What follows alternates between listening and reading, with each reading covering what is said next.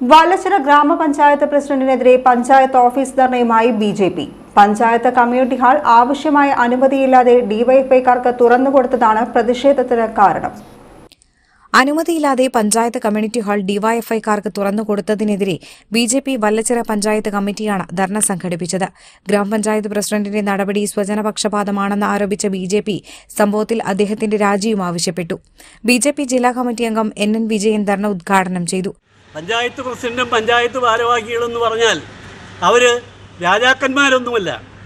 ഇന്ന് മഹാനായ ഒരു രാഷ്ട്രീയ നേതാവ്, അഴിമതി വിരുദ്ധനായിട്ടുള്ള നേതാവിൻ്റെ 1-ാം ചരമവാർഷികമാണ്.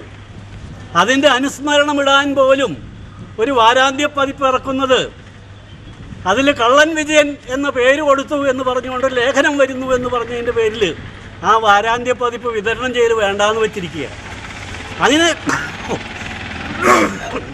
എല്ലാ രംഗങ്ങളിലും അഴിമതി മാത്രം മുഖമുദ്രയാക്കിയ ഒരു ഭരണത്തെ ജനങ്ങൾ ഇവിടുന്ന് അടിച്ചൊഴിക്കാനുള്ള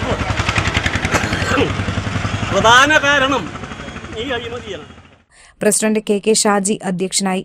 ജില്ലാ കമ്മിറ്റി അംഗം KG Aravindakshan, general secretary Sumesh, മണ്ഡലം ഭാരവാഹികളായ TG മുരളി, ചന്ദ്രൻ മുല്ലപ്പിള്ളി, മെമ്പർമാരായ സുജിത, സരോജിനി സുധാകരൻ, രശ്മി സുരേന്ദ്രൻ, അനിത ശൈലേന്ദ്രൻ, സജിത സജീഷ്, ബ്ലോക്ക് മെമ്പർ ലതാ ഗോപിനാഥ്, പഞ്ചായത്ത് ഭാരവാഹികളായ Shabu, TK Jayan, panchayat committee vice president Vinod എന്നിവർ സംസാരിച്ചു.